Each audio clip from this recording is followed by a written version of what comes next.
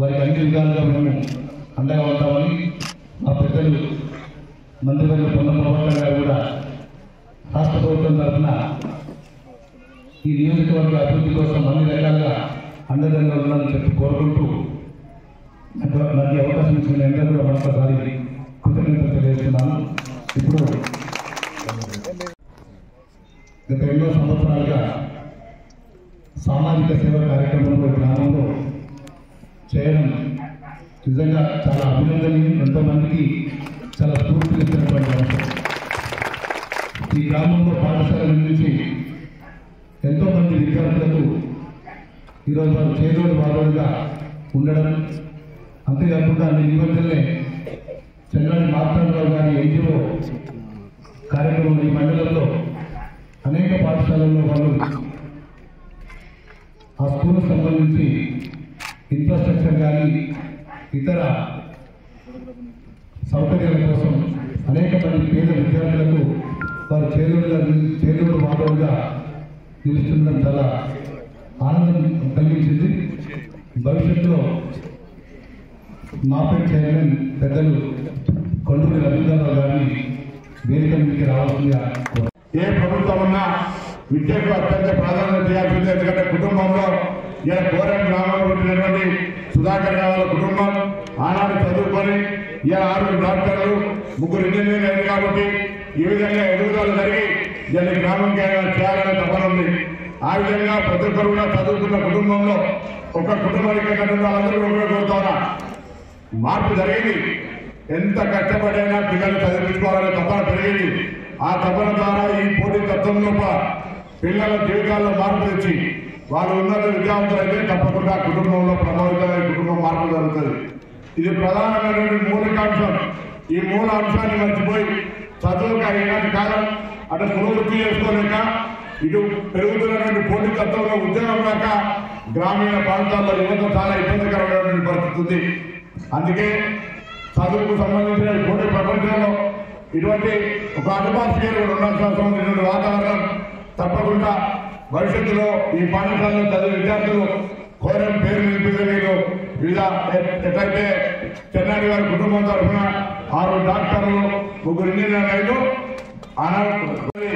ఇవాళ మన స్కూల్ అనేది అంతకంటే పెద్ద ఎత్తుగా మరి ఎదగాలని ఆకాంక్షిస్తారు చదివే పిల్లలందరూ కూడా. పోటీ మధ్య వాస్తవంగా ఈరోజు నిన్ననే సోషల్ వెల్ఫేర్ మినిస్ట్రీ ముఖ్యమంత్రి గారి దగ్గర రివ్యూ జరిగింది.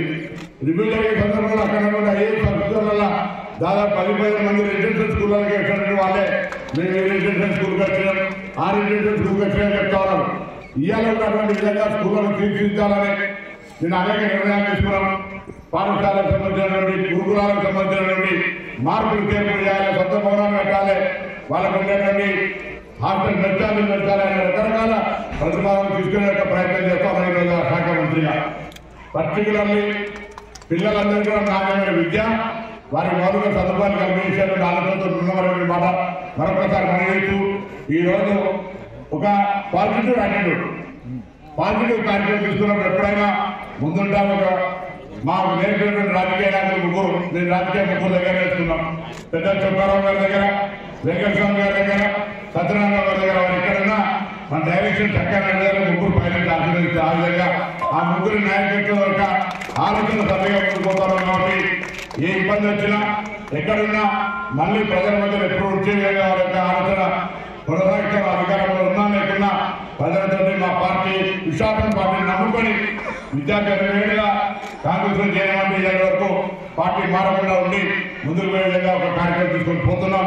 ఆ విధంగా నిస్వార్థంగా విశ్వాసంగా పనిచేస్తాం. ఇలా అక్కడ ఉన్న హుస్నాబాద్ ప్రజలు గెలిపించారు. మా ప్రభుత్వం లోపల మా పార్టీ అవకాశం ఇచ్చింది. ఈ రోజు 8 మంది శాసనసభ్యులు గెలిచిన కాంగ్రెస్ పార్టీకి అధికారంలో ఉన్న పార్టీగా తప్పకుండా జిల్లాకు సంబంధించి అభివృద్ధి విషయంలో ఒక మార్పును, జిల్లా అభివృద్ధికి సంబంధించి మా యొక్క బాధ్యతను నిర్వహించాలనేటువంటి ఆలోచనతో ఉన్నామని మరొకటి సందర్భంగా మనవిస్తూ ఈ పాఠశాల నిర్మాణానికి సంబంధించిన విషయం వస్తే పాఠశాల నిర్మాణంతో పాటుగా ఇంకా ఈ ఊరికే పరిమితం కాకుండా ఈ శక్తి ఆ యొక్క సబ్స్టేషన్ నుంచి ట్రాన్స్ఫార్మర్ వచ్చినట్టుగా హైదరాబాద్ ఇక్కడికి వచ్చి ఒక ఊరికే కరెంట్ ఇచ్చారు. మిగతా గ్రామాలకు ఎక్కడైనా అవసరం పడి మా సత్యం గారు గ్రామాల్లో స్కూల్ దేనికి అవసరం మాకే ఎలక్షన్లో కూడా ఉండాలి నేను అడిగాను కానీ నేను వేరే ఇప్పుడు అడగలేదు.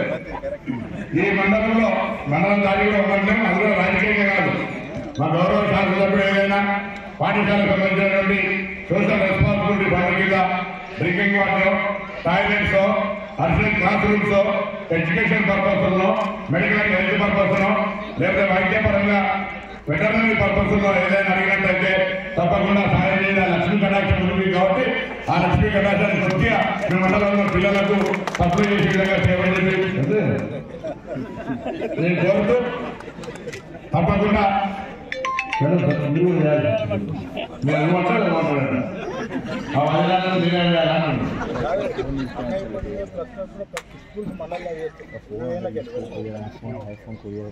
దాంతో పాటు ఇంకొద్ది ఎక్కువ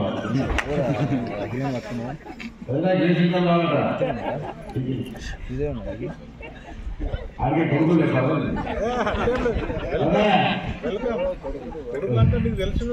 అందుకే వాళ్ళ తరఫున కూడా